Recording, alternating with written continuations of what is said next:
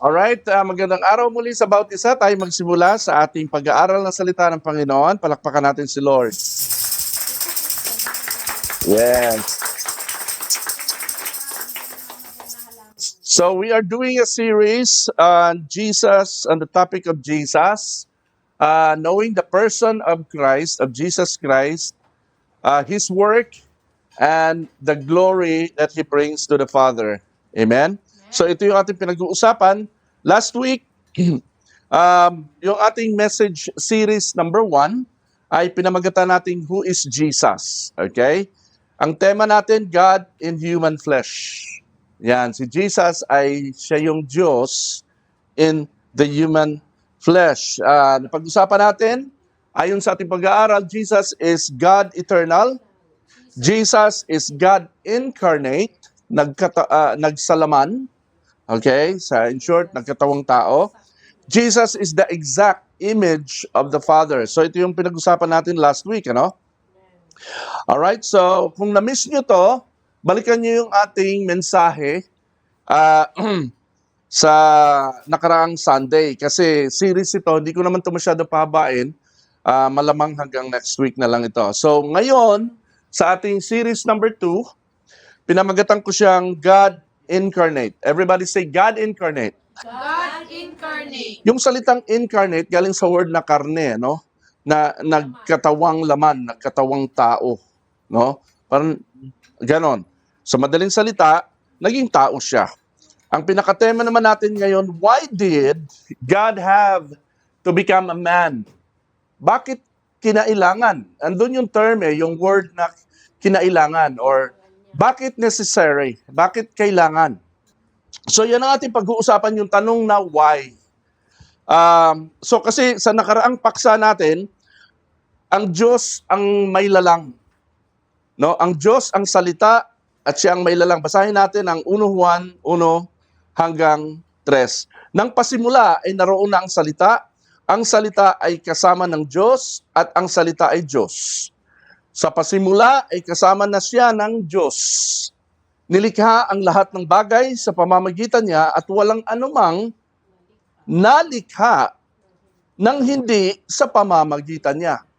So talagang napaka-great nito, ano? Nitong Diyos na to.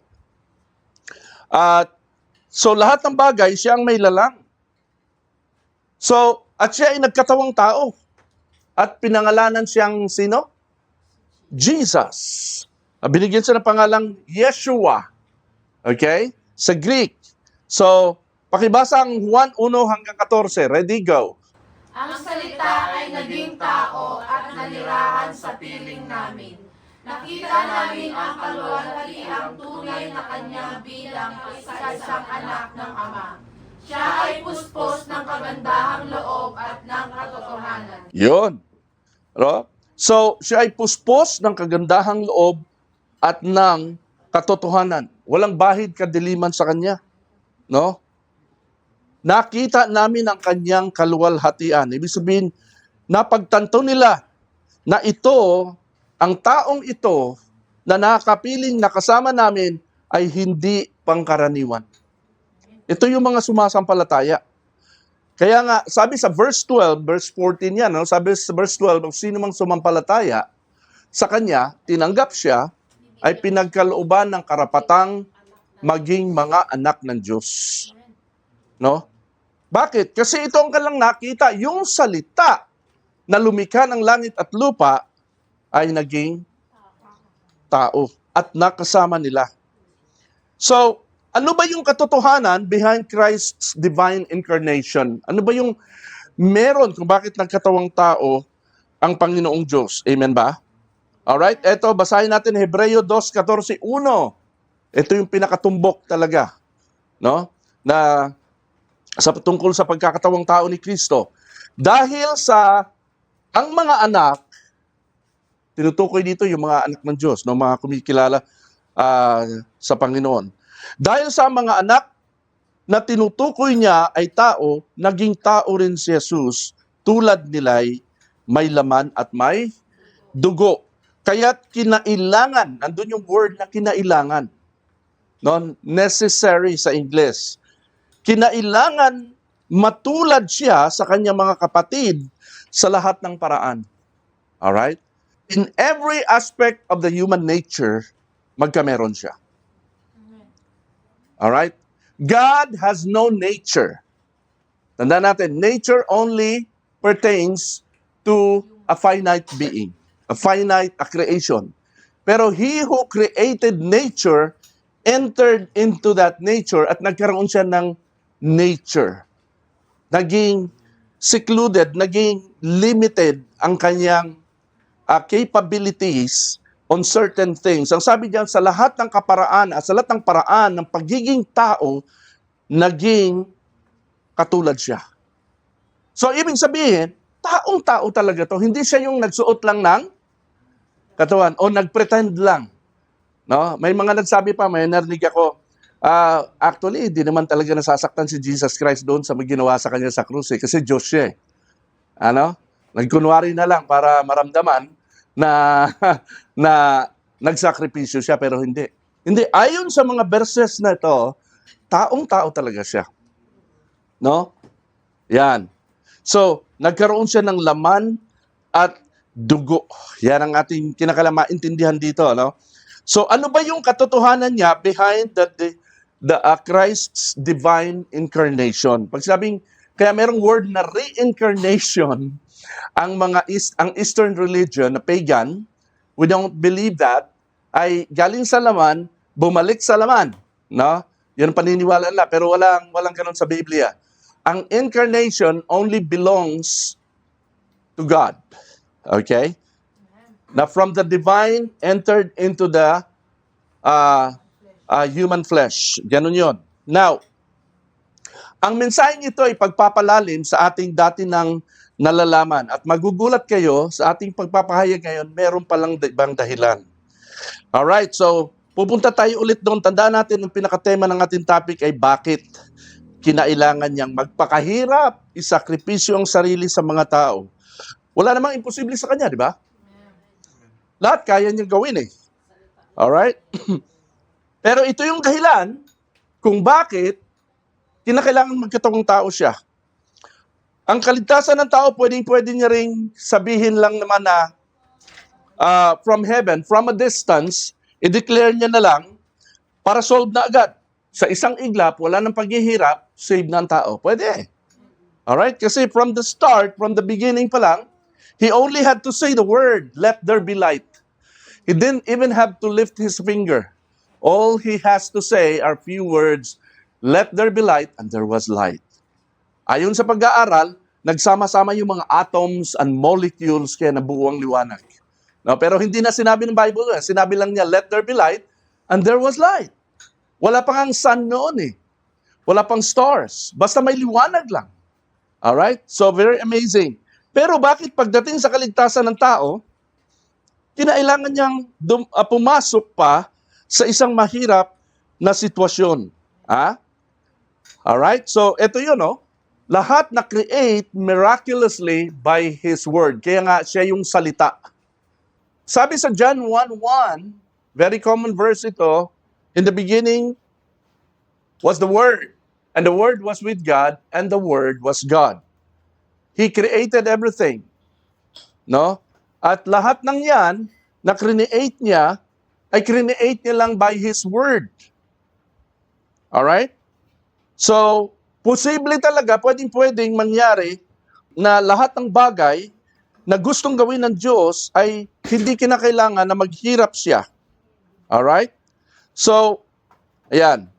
Now, bakit pagdating sa aspeto ng pagkakatawang tao, pagliligtas, ang Diyos ay kinakailangan maghirap? Di ba? Nagkatawang tao siya. Kasi, alright, ang common na dahilan yan, because humanity sinned, dahil merong judgment, dahil mahal ng Diyos ang tao, dahil kailangan ng tao ng salvation. Ito yung madalas na dahilan kung bakit daw si Kristo ay nagkatawang, o ang Diyos ay nagkatawang tao at naging Kristo. At pinangalanan siyang si Yeshua o Jesus. Pero kung yan ang dahilan, bakit kinailangan din na maging baby pa muna siya? Dumaan siya sa proseso ng biological process ng babyhood, infanthood. Bakit hindi na lang siya ipinanganak? O bakit hindi lang siya naging tao katulad ni Melchizedek?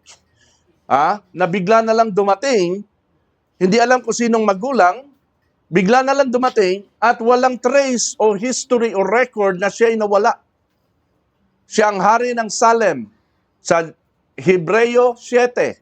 At in fact, siya ang pinaka-typo of Jesus Christ. No?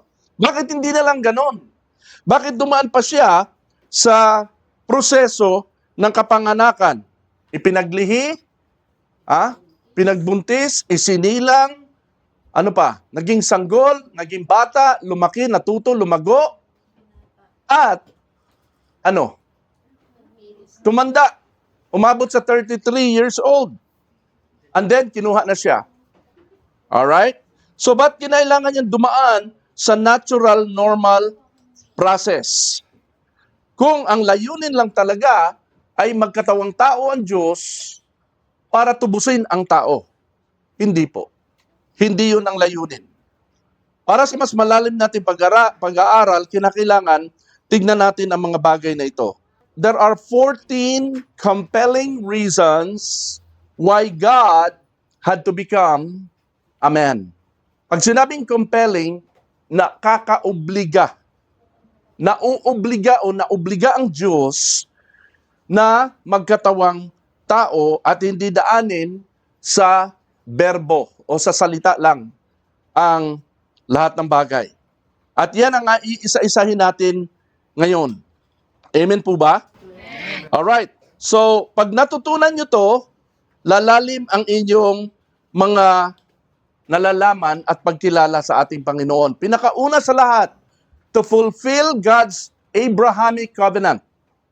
Yun ang pinakaunang dahilan kung bakit nagkatawang tao ang Diyos. Pag sinabing covenant, pangako, kasunduan, tipan, kontrata. Yan ang ibig sabihin. No? At hindi yan pwedeng sirain. Di ba tayo, pag meron tayong kontrata, di tayo pwedeng sumira sa kontrata. Tama? Ang Diyos ay merong tipanan o pakikipagtipan kay Abraham.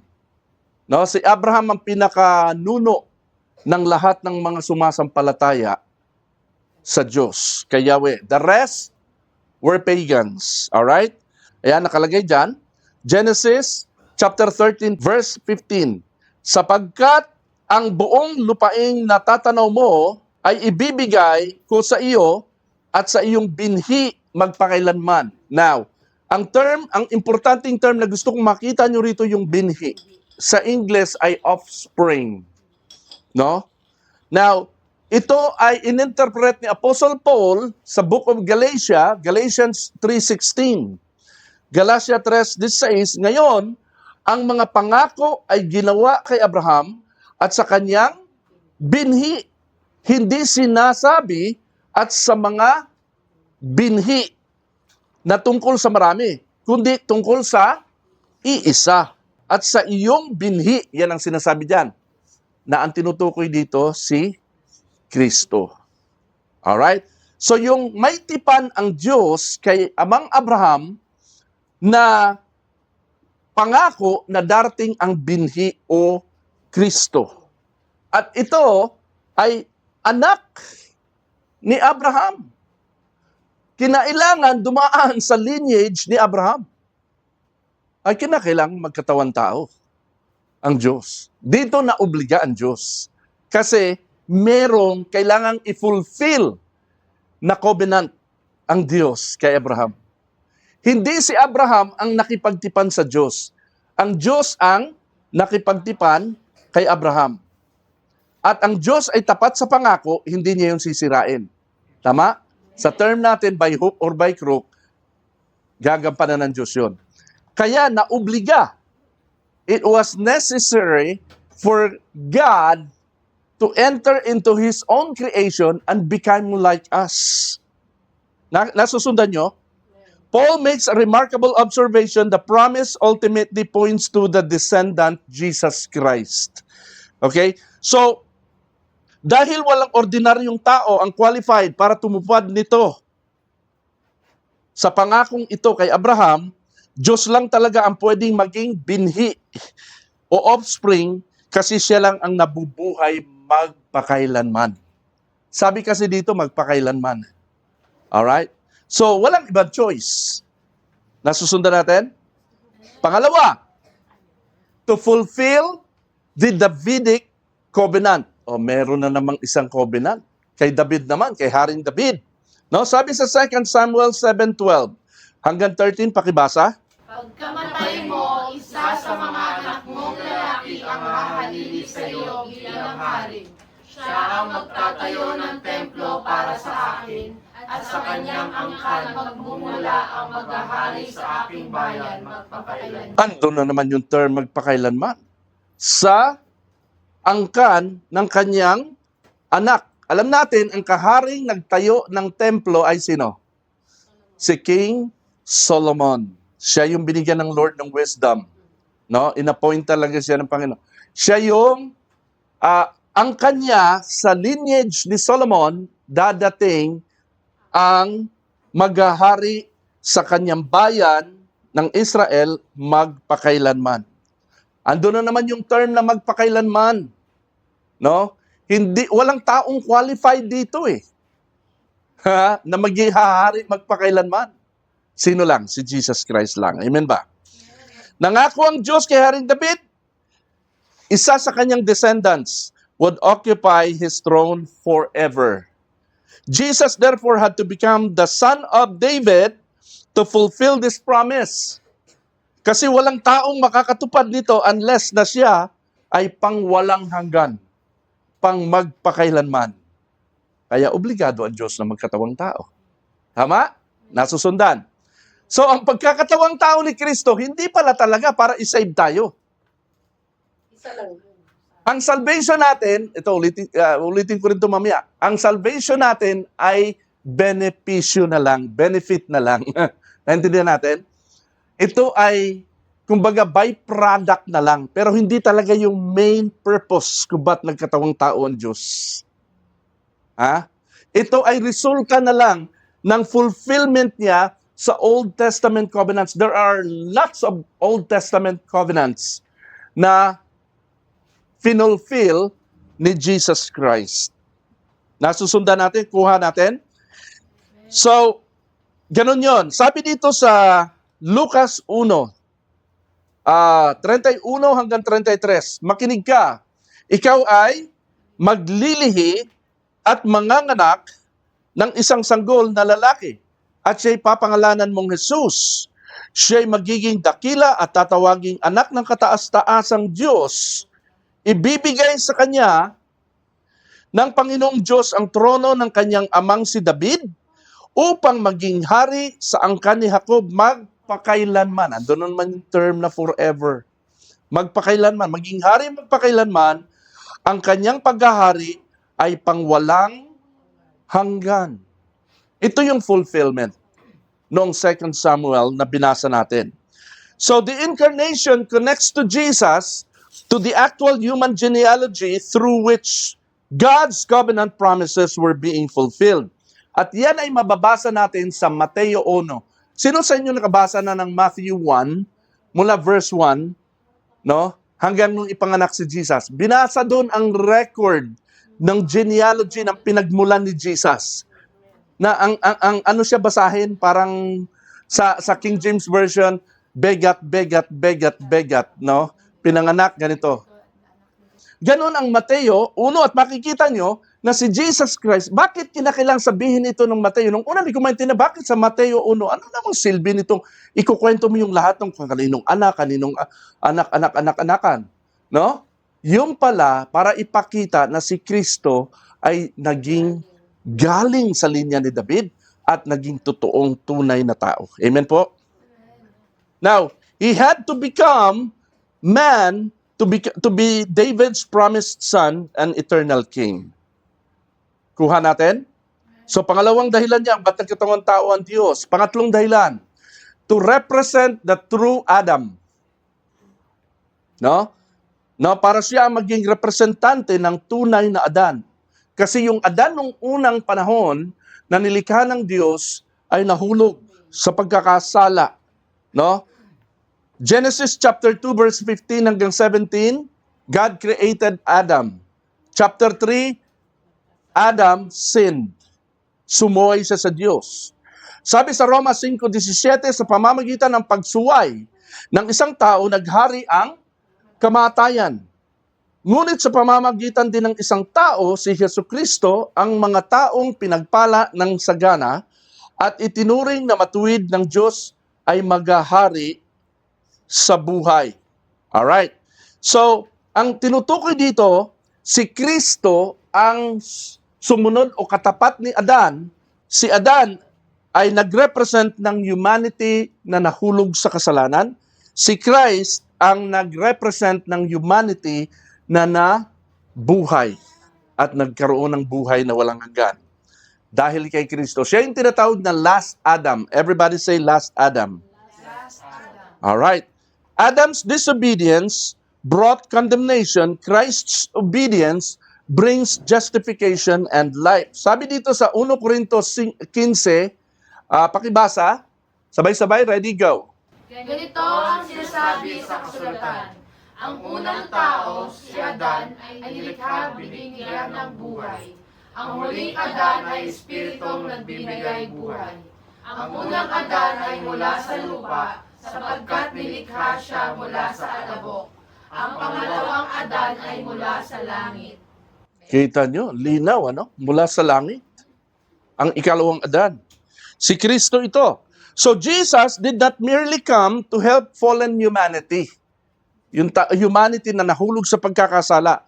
Ang hindi talaga main purpose na iligtas lang ang tao o sagapin ang tao, i-rescue ang tao sa kumunoy ng kasalanan. He came to become the representative head of a new humanity. Yung last Adam, ikalawang Adan, no? Huling Adan. And again, Diyos lang ang qualified na ma-achieve ito. Kung hindi Diyos, si Jesus Christ, hindi siya qualified na maging huling Adan. Tama? Kasi ang tao, galing lang yan sa alabok. Pero ang huling Adan, galing sa langit. Linaw. Mula sa langit. Siya lang talaga ang qualified. No? Kaya, obligado ang Diyos na magkatawan tao. Para i-represent ang tunay na Adan na magkakaroon ng buhay na walang hanggan. Alright? Nira-rundown ko ito quickly kasi self-explanatory naman siya para magkaroon kayo ng tunay na view kung bakit ang Diyos nagkatawang tao. Kasi matagal ko itong tanong. Bakit kinailangang magpakadusa ng Diyos para lang sa mga taong walang kakwenta-kwentang pagdusahan? Naintindihan natin? No? Hindi pala yun ang main purpose.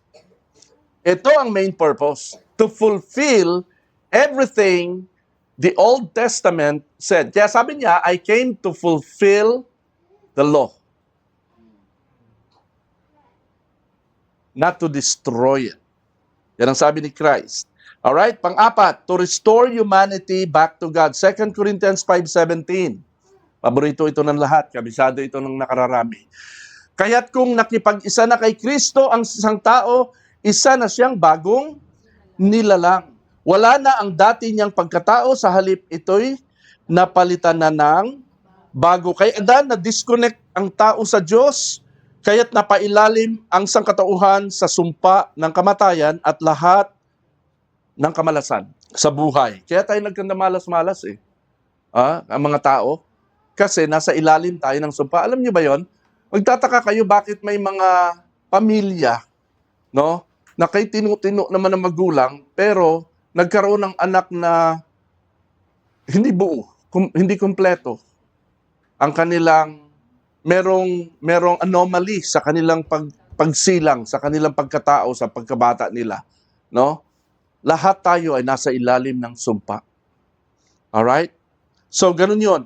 Kay Kristo na nung balik ang orihinal na plano ng Diyos sa tao, kay Adan. Kaya kinailangan talaga magkatawang tao ng Diyos para makapasok siya sa human condition to represent humanity and bring him into the destiny God intended originally. Amen? To restore. Everybody say to restore. To restore humanity back to God. All right? This is much deeper than simply saying Jesus became man to save mankind from sin. Nasusundan natin? All right. Now, panglima, to become our true high priest. Now, sa mga hindi masyadong alam kung ano ba ang papel ng high priest, napakalaki po ng papel ng high priest sa Old Testament, the entire Old Testament Bible. Ang high priest ang may pinakamalaking tungkulin sa tao. Okay? Ang trabaho ng high priest ay mag-serve sa mga tao para makalapit sa Diyos, para tanggapin ng Diyos. No? Iba naman yung trabaho ng propeta. Ang trabaho ng propeta, magpahayag ng mensahe mula sa Diyos papunta sa tao. So, ang high priest, ang mabigat ang trabaho. Kasi, ang trabaho ng high priest, dalhin ang makasalanan sa Diyos. Ganun yon. Pakibasa Hebreo 2:17, ready, go. Kaya kinailangang magtulad siya sa kanyang mga kapatid sa lahat ng paraan. Sa gayon, siya ay naging isang pinakapunong pari, mahabagin at tapat na naglilingkod sa Diyos at nag-aalay ng handog para mapatawad ang mga kasalanan ng tao. Yun, ang trabaho ng high priest, mag-alay ng handog para mapatawad ang mga kasalanan ng tao. And then, so because yan ang role ng high priest, Jesus Christ, God had to become a high priest, tunay na high priest, para mapatawad ang kasalanan ng tao. Alright? So sabi dito, basahin ko lang ito, mahaba ito, kaya ako babasa nito, Hebrews chapter 5 verse 1 to 7. Ang bawat pinakapunong pari ay pinili mula sa mga tao at inilagay sa ganoong tungkulin upang maglingkod sa Diyos para sa mga tao. Siya ang nag-aalay ng mga kaloob at mga handog para mapatawad ang mga kasalanan.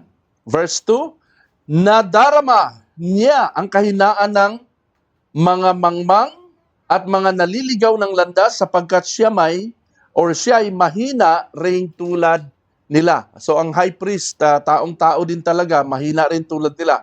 At dahil sa kanyang kahinaan, kinakailangan siya ay mag-alay ng handog, hindi lamang para sa kasalanan ng iba, kundi para sa kanya ring mga kasalanan. Kaya alam niyo yung mga high priest nung unang panahon sa tabernacle days, meron silang kalembang na nakakabit sa paa.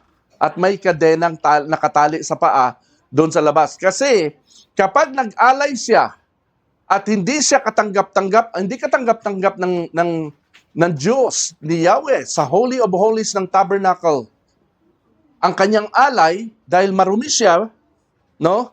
Kakalemba, maririnig ng mga tao sa labas, ang kalembang ng bell doon sa kanyang paanan, ibig sabihin, namatay yung tao. Pinatay ni Yahweh, yung high priest. At ang gagawin nila, hindi sila pwedeng pumasok doon, mamamatay din sila. Hatakin na lang, hihilahin palabas yun at ililibing. Ganun katindi. Kinakailangan bilang high priest, ikaw ay malinis na malinis muna sa harapan ng Diyos. Ikaw ay huhugasan mo muna ng dugo ang iyong sarili, dugo ng mga toro, ng baka, ng lahat ng yon, bago ka mag-alay para sa mga tao. Kasi ang tao, ang high priest ay mahina, makasalanan din. Pero no choice nung unang panahon, lahat ng taong makasalanan, kahit gaano ka relihiyoso, gaano ka appointed na mag-serve sa templo, makasalanan pa din. Amen? Kaya kinakailangan maghugas siya sa kanyang sarili. Basahin natin ito, tuloy natin. Verse 4, ang karangalan ng pagiging pinakapunong pari ay hindi maaaring makamtan ninuman sa kanyang sariling kagustuhan. Ang Diyos ang pumipili sa kanya tulad ng pagkapili kay Aaron. Gayon din naman, hindi itinaas ni Kristo ang kanyang sarili upang maging pinakapunong pari. Siya'y pinili ng Diyos na nagsabi sa kanya, ikaw ang aking anak. Mula ngayon, ako na ang iyong ama.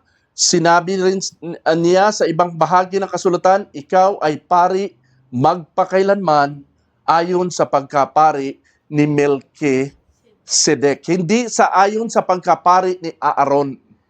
Si Aaron kasi ang pinakapunong pari nung unang panahon. Now, merong isang pari o high priest, no, na actually at the same time king din, no, si King Melchizedek.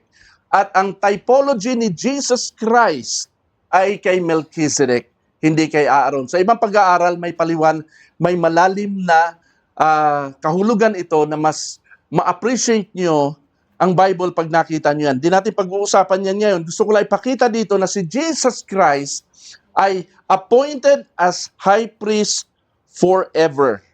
At siya appointed as high priest na hindi na kinakailangang maghugas ng kasalanan sa kanyang sarili kasi siya'y walang kasalanan.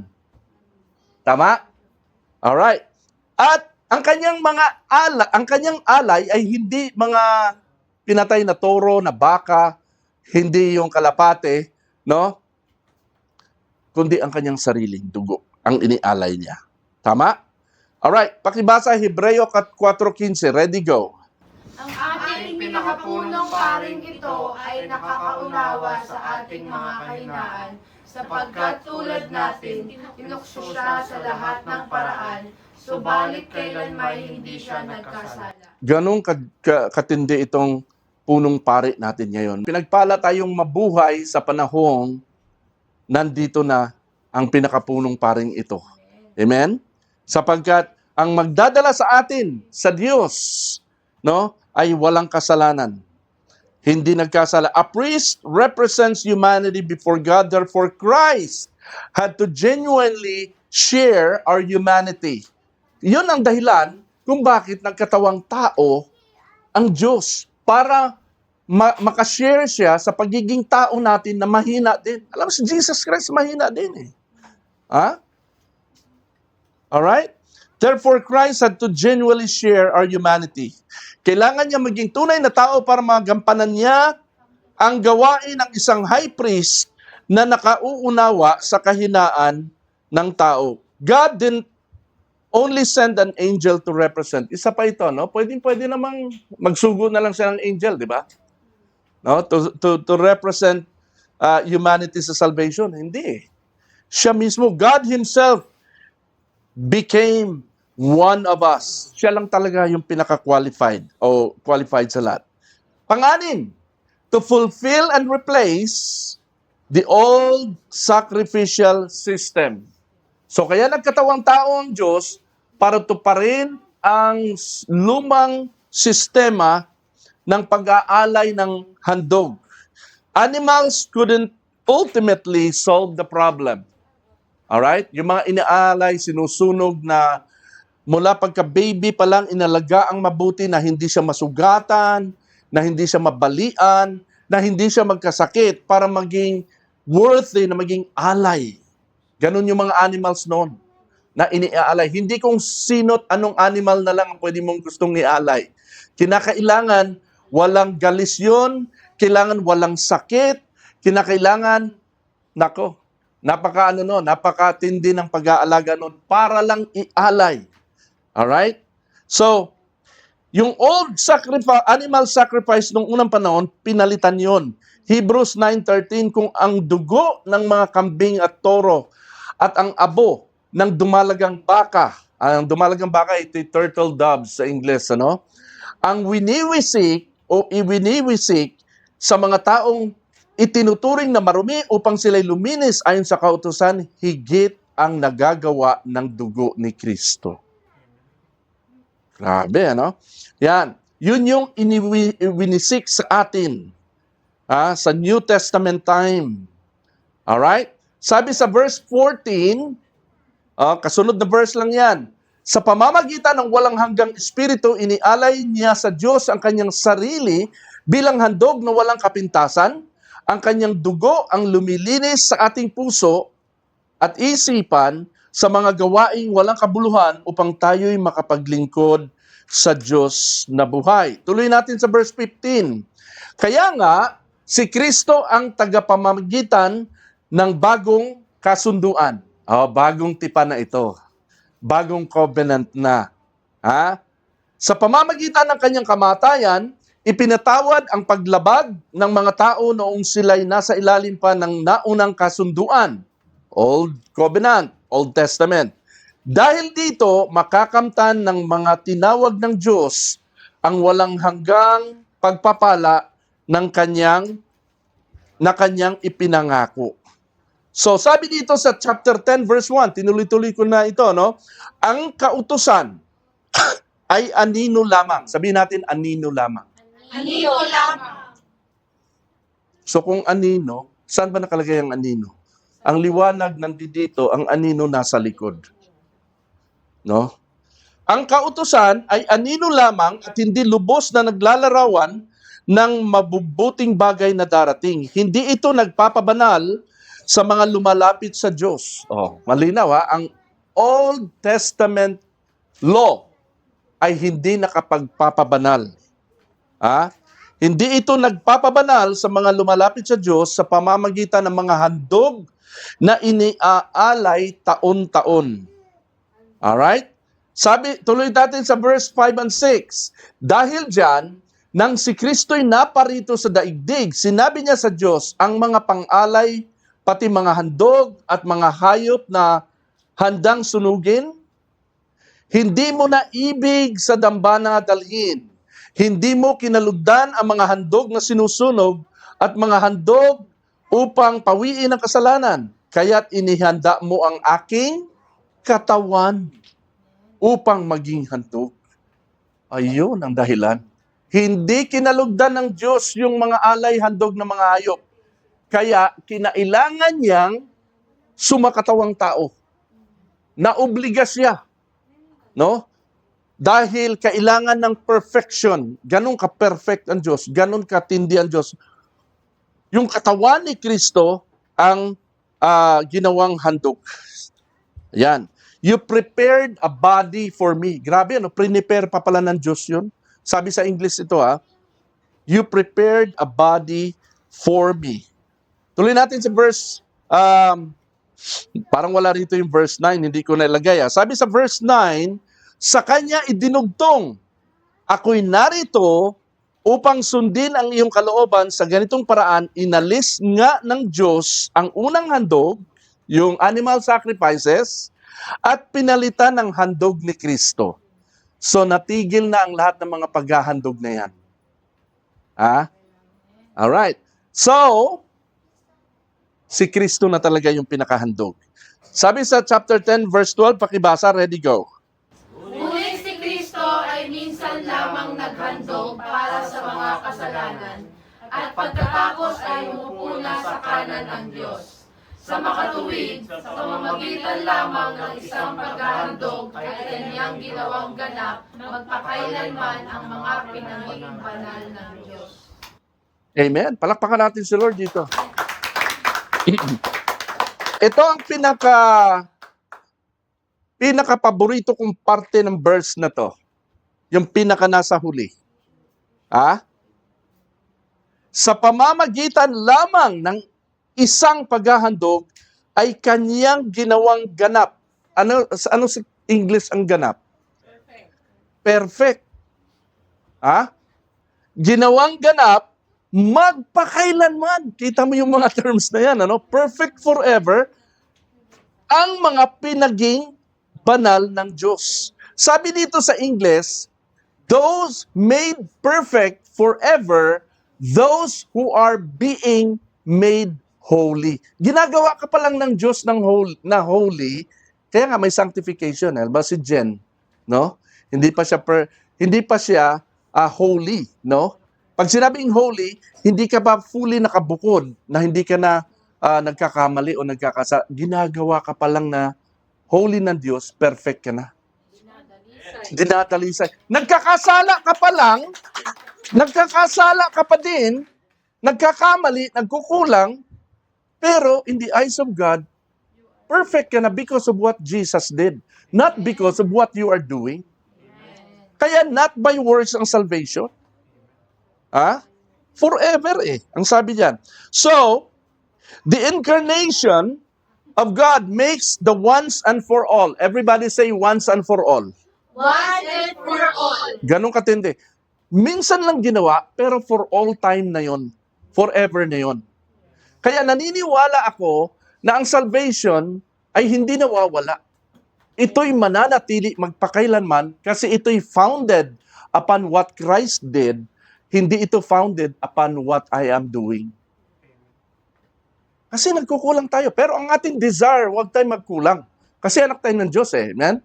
Kaso, nadudulas, nagkakamali, nagkakasala tayo, pero hindi tayo hinuhusga ng Panginoon doon. So, the incarnation makes the once and for all human sacrifice of the God-man possible. Ang tao nagkakasala o nagkasala, ang mga anghel nagkasala. Tama ba? Meron bang hindi nagkasala? Lahat yata nagkasala. Yung mga fallen angels, fallen humanity, may fallen angels. Sino lang ang hindi nagkasala? Diyos lang ang hindi nagkasala. So walang ibang qualified na maging alay sa kasalanan maliban sa Diyos. Obligado ang Diyos magkatawan tao para maging alay. Kaya pala, hindi niya po pwedeng i-declare, sige na nga, save na lang kayo, hindi ko na kayo paparusahan. De-declare niya by His word. Hindi pwede. Meron siyang sinusunod na pattern eh. Because God is a just God. He is justice. Kinakailangang dumaan sa proseso. Amen po? Hebrews 10:17. Pagkatapos ay sinabi pa niya, kalilimutan ko na ang kanilang mga kasalanan at mga kasamaan. Natandaan natin yung sinabing once and for all time. No, minsan lang yung ginawa. Covered na rito ang mga kasalanang nagawa, kasalanang ginagawa, at kasalanang gagawin pa lang. Ha? Kalilimutan ko na yan, sabi ng Lord, sapagkat ipinatawad na, past tense ha, ipinatawad na ang mga kasalanan, hindi na kailangan pang maghandog dahil sa kasalanan. Kaya itong dahilan kung bakit sa mga wala nito last time, no, bakit ang paghingi ng tawad sa pagkakamali natin ay hindi natin kailangan gawin sa Diyos. No? Kailangan mong gawin sa kapwa na pinagkasalanan mo. Kung kanino ka nagkasala, doon ka humingi ng sorry o ng tawad. Doon ka makipag-ayos kay kapatid. Kay Lord, wala ka ng problema. Amen po ba? Alright. So, punta tayo sa pang-7. To establish the new covenant. Jeremiah 31, sabi diyan, the day is coming, says the Lord, when I will make a new covenant with the people of Israel and Judah. This covenant will not be like the one I made with their ancestors when I took them by the hand and brought them out of the land of Egypt. They broke that covenant, though I loved them as a husband loves his wife, says the Lord. Hindi obra talaga yung Old Testament dahil sa kahinaan ng tao. Alright? So, kaya sabi ni Lord, gagawa ako na bago.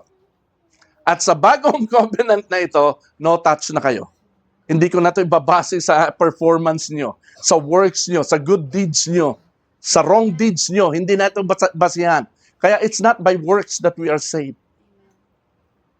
Amen? Amen. Kaya ito yung sinasabi ko pa kanina, na kaya ang Diyos, ang pagparito ng Diyos, pagkakatawang tao, ay hindi para iligtas tayo. Ito ay para baguhin yung Old Covenant into a New Covenant at ang resulta nito ay kaligtasang pangwalang hanggan. Nasusundan natin? Kumbaga, benepisyo na lang itong ating salvation. Amen? Alright. So nakikita natin ang gawa ng Lord masyadong malalim, ano? I will put my instructions deep within them. Basahin. 31:33. Pakibasa nga itong 31:33. But this is, ready, go. But this is the new covenant I will make with the people of Israel after those days, says the Lord. I will put my instructions deep within them, and I will write them on their hearts. I will be their God, and they will be my people. Dahil hindi kayang tumupad sa kasunduan ng tao at ng Diyos ang mga Israel nung unang panahon, babaguhin ko ang covenant, ganito na ang sistema nito. I will put my instructions deep within them. Hindi na siya gagawa ng law, ng 10 Commandments, ng batas, bawal. Ganito ang gagawin nyo. Wala na siyang law. Ilalagay ko na ito. Ang law kasi ay intended for righteousness. Pero hindi nyo ma-fulfill, aalisin ko na yung paraan na yon na kayo ang gagawa ng inyong righteousness, ilalagay ko na lang ang instruction ko sa puso nyo. Alam nyo ibig sabihin doon? I will put my instructions deep within them. Ito yung ibig sabihin ng imputed righteousness of Christ. Na ang righteousness ni Christ, ang law ni Jesus Christ, ang perfection ni Christ ay ipinasok na lang sa iyo. You became righteous because of Christ, not because of you. Amen. Naintindihan natin? Imputed righteousness. Everybody say imputed. Imputed. Para mas madaling maintindihan, imputed. Ano? Imputed righteousness. Inilagay sa iyo ang righteousness mo. I will put my instructions deep within them. Kaya na-fulfill mo na ang instruction ng Lord because of Jesus Christ. Amen? Na-fulfill mo na ang law because of Christ, not because of you. Kaya nga sabi ko nga, benepisyo na lang ang ating kaligtasan. This is the imputed righteousness of Christ within us, imputed perfection in us. Only our sinless Jesus Christ can do such a thing. This is why our salvation is by grace and not by our good works. Ang ating righteousness ay hindi nababatay sa ating fulfillment, kundi sa fulfillment na ginawa ni Jesus Christ at the cross of Calvary. This cup, sabi ni Jesus Christ, no? Luke chapter 22 verse 20. After supper, he took another cup of wine and said, "This cup is the new covenant between God and His people, an agreement confirmed by my blood, which is poured out as a sacrifice for you." Sabi ni Christ, this cup is the new covenant between God and His people, an agreement confirmed by my blood. Itong incarnation ni Jesus Christ, therefore, isn't about us. It's about directly fulfilling the new covenant prophecy. No? Para tupdin ang new covenant prophecy ng Jeremiah 31, ang ating kaligtasan ay bunga na lamang ng fulfillment ni Kristo sa prophecy na yon na tinupad ni Jesus Christ. Kung hindi tinupad ni Jesus Christ na mag-pour out siya ng blood para matupad yung Jeremiah 31, wala tayong salvation kahit humingi ng tawad sa Diyos. Wala tayong salvation kahit malikod pa tayo sa kasalanan. Kasi it's only by the blood that can seal our perfection with Jesus. Kaya hindi pwedeng basta i-pronounce na lang ng Diyos mula sa langit ang salvation. O sige, ligtas na kayo. Ayoko na kayo mapunta sa hell kasi mahal ko kayo eh. Hindi pwedeng ganun lang. Kailangan niya talaga magkaroon ng katawang lupa, magkaroon ng dugo para isakripisyo. Siya lang ang qualified doon kasi siya lang ang perfect. At para ma-impute yung kanyang perfection sa lahat ng mga tumanggap kumilala kay Kristo, kinakailangan mangyari muna ito. Amen? Alright. Parang blood compact. Alam mo yung blood compact, di ba? No, naghihiwa, nagpapatagas ng dugo. Dugo ang sumiselyo sa mga kasunduan. Tama po ba? Maski noong unang panahon, yan yun eh. Kumbaga sa kontrata ngayon, sa atin, kontra-kontrata na lang papel, ano? Hindi pwede ang sabot-sabot lang. Alam niyo, sabot-sabot. Usap-usap lang, no? Hindi pwede ang word of mouth lang. No? Kaya si Lord, hindi pwede ang i-declare lang niya, word of mouth, save na kayo. Hindi pwede ang usap-usap lang. Kailangan may tinta ang ballpen mo para pirmahan ang kontrata. At ang pinakatinta ng ating salvation ay ang dugo ni Kristo. Amen po. Walang kaligtasan kung walang dugo. Sabihin natin, walang kaligtasan kung walang matitigis na dugo. Walang kaligtasan kung walang matitigis na dugo. Amen. Sabi sa Hebrews 9:22, in fact, according to the law of Moses, nearly everything was purified with blood. Without the shedding of blood, there is no forgiveness. There is no remission of sins. Ibig sabihin, ang nakapaghuhugas, nakapagpapatawad talaga ng kasalanan, ay ang dugo ni Kristo. Amen po. Amen. Tapos na tayo sa unang 7. 14 kasi to. Grabe yan. Hanggang dito lang tayo, no? Ano nga yung unang 7? 14 reasons why God had to become man.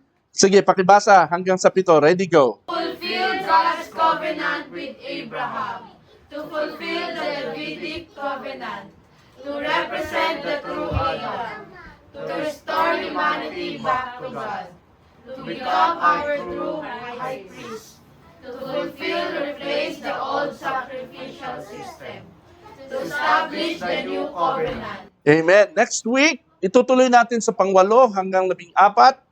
Alright? Na para mas lalo nyong maintindihan pa ito. So gawin nyo itong stock knowledge to understand God's Word whenever you're reading. This is the entire Bible explanation of why God had to become a man. Amen po ba? Meron kayo na pupulot ngayon? Sa ating panghuling mga thoughts, the incarnation only proves one point, that Jesus Christ is God. Because only God can fulfill and make all these 14 things to happen. Amen po? Walang tao ang kayang gampanan ang 7 ginawa ni Kristo na pinag-usapan natin ngayon para matupad ang mga hula sa kasulatan. Diyos lamang ang may kakayahan dito. Sa madaling salita, si Kristo ay tao at Diyos. Ano nga yung term na ginamit natin last Sunday? Meron pang starts with letter H. Sino wala dito last Sunday? Balikan yung video natin, ha? Alright? Assignment. Tatanungin ko yan next week. Hindi ko sasabihin ngayon. Tatanungin ko next week, ano yung term na yun? Huwag nyo nang sagutin ngayon para meron kayong assignment, balikan nyo. Ano yung pinaka-term na si Jesus Christ ay 100% man, 100% God. Hindi siya half God, hindi siya half man. Okay. So, ano yung word na yon? Clue. Begins with hypostat. Sinabi din eh. Assignment. Sige. Assignment yun na lang yon, ha? Aray ko. Alright, maraming salamat. Naway may natutunan kayo. Hanggang sa next Sunday, tutuloy natin ang huling 7. Makikilala nyo ng lubos ang Diyos at si Kristo sa mga bagay na ito. Amen? Palapakan natin si Lord.